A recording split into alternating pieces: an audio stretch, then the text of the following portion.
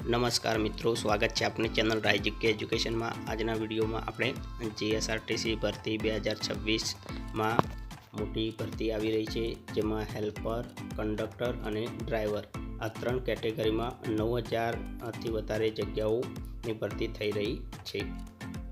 જેમાં સંભવિત કુલ જગ્યાઓની વાત કરીએ તો ડ્રાઈવરમાં 3964 જગ્યાઓ પડશે, કંડક્ટરમાં 4458 જગ્યાઓ અને હેલ્પરમાં 2344 જગ્યાઓ ભરતી થશે।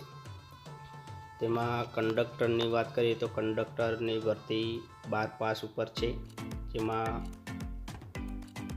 જરૂરી ડોક્યુમેન્ટમાં marksheet, LC, Aadhaar card, passport સાઇઝનો ફોટો, ફર્સ્ટ સ્ટેજ સર્ટિફિકેટ અને કંડક્ટર લાયસન્સ હોવું ફરજિયાત છે, તો તમે આ ભરતી ફોર્મ ભરી શકશો।